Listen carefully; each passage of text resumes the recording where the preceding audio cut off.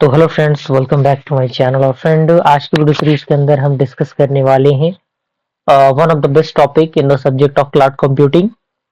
और ये आपका जो वीडियो सीरीज है वो यूनिट नंबर 1 का लास्ट टॉपिक का वीडियो सीरीज है। इसी के साथ आज आपका यूनिट नंबर 1 कंप्लीट हो जाएगा। अभी तक हम लोगों ने बहुत सारे टॉपिक्स को कवर अप किया हुआ है। अगर आपने प्लेलिस्ट को एक्सेस नहीं किया है तो जरूर प्लेलिस्ट को एक्सेस कीजिएगा। प्लेलिस्ट का जो लिंक है वो आपको नीचे डिस्क्रिप्शन बॉक्स में मिल जाएगा। ओके, आज हम जाने वाले हैं स्टडी ऑफ हाइपरविजर। जी हाँ दोस्तों, हाइपरविजर क्या होता है, इसका कंप्लीट डिटेल, कंप्लीट एक्सप्लेनेशन आज की वीडियो सीरीज के अंदर हम जानने वाले हैं। तो सबसे पहला पॉइंट कह रहा है कि hypervisor is a critical component in virtual technology, virtualization technology, enabling the creation and the management of virtual machines on physical hardware। यानी जो हाइपरविजर है एक प्रकार का क्रिटिकल कंपोनेंट है वर्चुअलाइजेशन टेक्नोलॉजी के अंदर, जो इनेबल करता है क्रिएशन को और मैनेजमेंट ऑफ वर्चुअल मशीन को फिजिकल हार्डवेयर पे। ओके, उसके बाद कह रहा है कि by allowing the multiple virtualized environments to run on a single physical machine, hypervisors provided efficiency, flexibility and scalability in the modern computing environment। यानी जब हम मल्टीपल वर्चुअलाइजेशन एनवायरनमेंट को रन करते हैं एक सिंगल फिजिकल मशीन पे, तो जो आपका हाइपरविजर होता है वो प्रोवाइड करता है इस इफिशियंसी को, फ्लेक्सिबिलिटी को, स्केलेबिलिटी को उस मॉडर्न कंप्यूटर एनवायरनमेंट के अकॉर्डिंग। ओके, अगला पॉइंट कह रहा है कि hypervisors are foundational to virtualization technologies commonly used in cloud computing, data centered and enterprise IT infrastructure। यानी जो हाइपरविजर्स होते हैं वो फंडामेंटल फाउंडेशनल होते हैं वर्चुअलाइजेशन के अकॉर्डिंग, जो कॉमनली यूज होते हैं क्लाउड कंप्यूटिंग के अंदर, डेटा सेंटर के अंदर और जो इंटरप्राइज आईटी इंफ्रास्ट्रक्चर होता है उसके अंदर। उसके बाद कह रहा है कि they enables resource isolation, efficient hardware utilization and secure environments for running multiple operating system in simultaneously on the same physical hardware. यानी ये इनेबल करता है रिसोर्स के एलोकेशन को, इफिशिएंट हार्डवेयर यूटिलाइजेशन को और सिक्योर करता है एनवायरनमेंट को रनिंग मल्टीपल ऑपरेटिंग सिस्टम के अकॉर्डिंग, जो साइमल्टेनियसली क्या होते हैं, सेम फिजिकल हार्डवेयर पे काम करते हैं।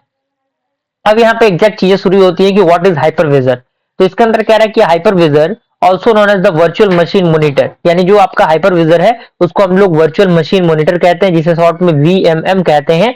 इज ए सॉफ्टवेयर, फर्मवेयर और hardware that creates and run virtual machine. यानी ये क्या है, एक प्रकार का सॉफ्टवेयर है, फर्मवेयर है, हार्डवेयर है जो क्रिएट करता है, रन करता है वर्चुअल मशीन पे। अगला पॉइंट कह रहा है कि it acts as an intermediary layer between the hardware and the virtual machine, allowing multiple VMs stand for virtual machine to share the same hardware resources like CPU, memory and storage. यानी ये act करता है एक intermediary layer के जैसा, किसके किसके बीच में, हार्डवेयर और वर्चुअल मशीन के बीच में, जो अलाउ करता है मल्टीपल वर्चुअल मशीन को शेयर करने के लिए सेम हार्डवेयर रिसोर्सेज को, जैसे सीपीयू हो गया, मेमोरी हो गया, स्टोरेज हो गया, उसके अकॉर्डिंग।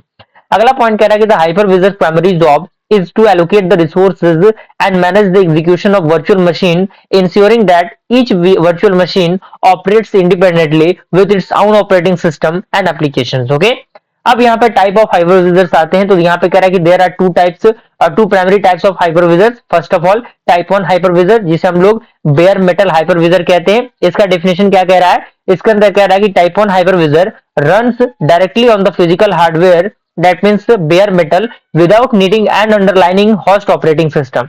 यानी टाइप 1 जो हाइपरविजर होता है वो डायरेक्टली रन करता है फिजिकल हार्डवेयर पे बिना किसी अंडरलाइनिंग होस्ट ऑपरेटिंग सिस्टम के। ओके, उसके बाद इसी के अंदर कह रहा है कि this type of hypervisor is more efficient as it has direct access to the system hardware resources. यानी ये इस प्रकार का जो हाइपरविजर होता है वो काफी इफिशिएंट होता है, जो डायरेक्टली एक्सेस करता है सिस्टम को हार्डवेयर रिसोर्सेज के अकॉर्डिंग। अगर हम इसके फीचर्स की बात करें टाइप 1 हाइपरविजर की फीचर्स की, तो सबसे पहला आपका फीचर आता है कि high performance due to direct hardware access. यानी इसका जो परफॉर्मेंस होता है काफी हाई होता है उसके डायरेक्ट हार्डवेयर एक्सेस की वजह से। सेकंड आपका कह रहा है कि more secure as it has the fewer layer between the virtual machine and the hardware. यानी ये काफी सिक्योर होता है क्योंकि इसके अंदर जो लेयर होता है, नंबर ऑफ लेयर्स जो होते हैं वो काफी कम होते हैं between the virtual machine and the hardware के अंदर। थर्ड आपका कह रहा है कि often used in enterprise data center से cloud environment and server virtualization. Example की हम बात करें तो VMware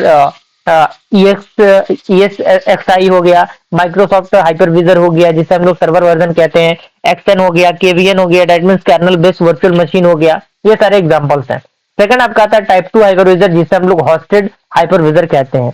इसका डेफिनेशन कह रहा है कि type 2 hypervisor run on top of the host operating system, meaning the host operating system is responsible for managing the hardware resources. यानी जो टाइप 2 हाइपरविजर होता है वो रन करता है top of host operating system पे, जिसका मीनिंग होता है कि जो होस्ट ऑपरेटिंग सिस्टम है वो रिस्पॉन्सिबल होता है मैनेज करने के लिए हार्डवेयर रिसोर्सेज को।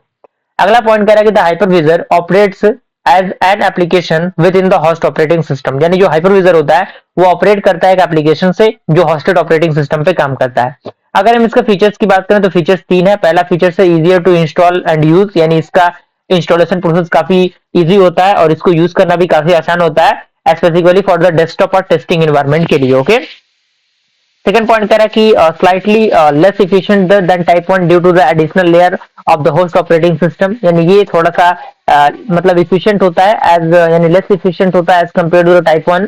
थर्ड कह रहा है कि often used in development, testing, personal virtualization, यानी ये अलग अलग सेक्टर में यूज होता है। एग्जांपल यहाँ पे उसका दिया हुआ है VMware work station, Oracle virtual box, parallels desktop, QEMU। Okay, उसी के साथ आखिर कैसे जो हाइपरविजर होता है वो वर्क करता है वो आपका यहाँ पे दिया हुआ है, हाउ इट्स वर्क। तो यहाँ पे there are different type of process how it's work. First of all is that resources allocation. Resources allocation में कह रहा है कि the hypervisor allocates a certain amount of the physical system resources like CPU cores, RAM, storage to each virtual machine. यानी जो hypervisor होता है वो एलोकेट करता है कुछ certain amount of physical system resources को एक वर्चुअल मशीन के अकॉर्डिंग। एग्जांपल यहाँ पे दिया हुआ है कि if physical machine has 16 GB of RAM, the hypervisor can allocate the 4 GB to the virtual machine 1 and 6 GB to the virtual machine 2। यानी अगर आपका 16 GB है तो जो आपका हाइपरविजर है वो 4 GB वर्चुअल मशीन 1 को और 6 GB वर्चुअल मशीन 2 को देगा, and so on depending on the resources demand. और बाकी सारी जो चीजें रहेंगी वो रिसोर्सेज की डिमांड पे काम करेंगे। सेकंड आपका आता है वर्चुअल मशीन एग्जीक्यूशन। इसके अंदर कह रहा है कि the hypervisor manages the execution of multiple virtual machine ensuring that they can run concurrently without उसमें क्या कह रहा है concurrently without ensuring that without interfacing each other. यानी जो हाइपरविजर होता है वो मैनेज करता है execution of multiple virtual machine को, जो इंश्योर करता है कि आखिर कैसे जो चीजें होंगी वो कंकरेंटली वर्क करेंगी बिना इंटरफेस के, मतलब विदाउट इंटरफेसिंग ईच अदर, एक दूसरे के इंटरफेस किए बिना। यहाँ पे कह रहा है कि each virtual machine has its own isolated environment, यानी हर एक वर्चुअल मशीन के पास उसका खुद का आइसोलेटेड एनवायरनमेंट होता है। Meaning is that the operating system and the applications running in each virtual machine are unaware of each other. Third आपका आता है हार्डवेयर वर्चुअलाइजेशन।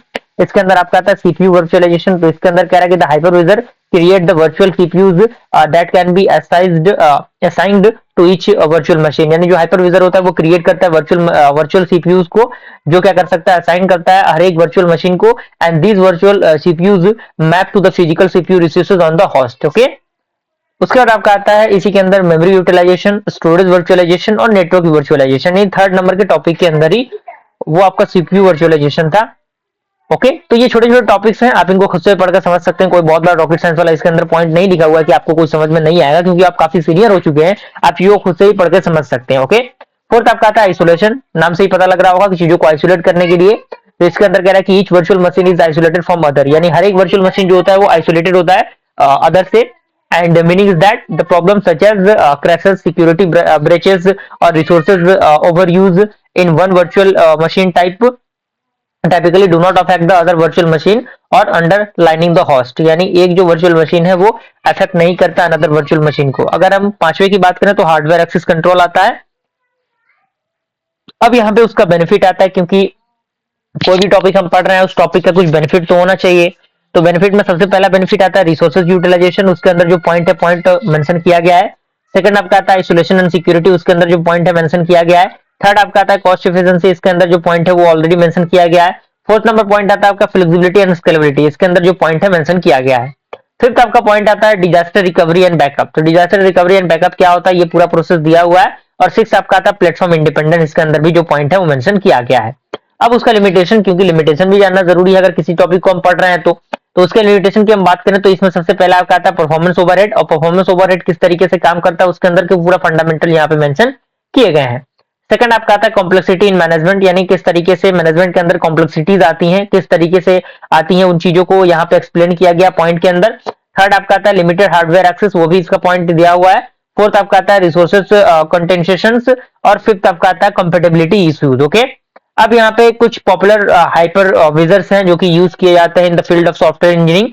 तो सबसे पहले आपका आता है वीएम वेयर ESXi, जिसमें टाइप इसका है टाइप 1 है, इसका ओवरव्यू दिया है, इसका यूज केसेस दिया है। इसी तरीके से माइक्रोसॉफ्ट हाइपर वी का जो है वो उसका जो टाइप ओवरव्यू यूजेस दिए गए हैं। एक्सएन का जो है वो टाइप ओवरव्यू यूजेस दिया गया है। केवीएम का भी जो टाइप है ओवरव्यू है यूज केसेस है वो मेंशन किया गया है। ओरेकल जो वर्चुअलाइजेशन है वर्चुअल बॉक्स है उसका भी टाइप रिव्यू और जो आपका यूज कैसे दिया गया है, और एट द लास्ट पॉइंट आपका कंक्लूजन दिया गया है। इसी के साथ हमारा जो यूनिट नंबर 1 है वो कंप्लीट होता है। आई होप ये वीडियो सीरीज आपको पसंद आ रहा होगा। जल्दी हम लोग यूनिट नंबर 2 को स्टार्ट करेंगे। फिलहाल आप लोग इन सारे टॉपिक्स को अच्छी तरीके से कवर अप कीजिए। मिलते हैं अगले वीडियो में, तब तक के लिए थैंक यू।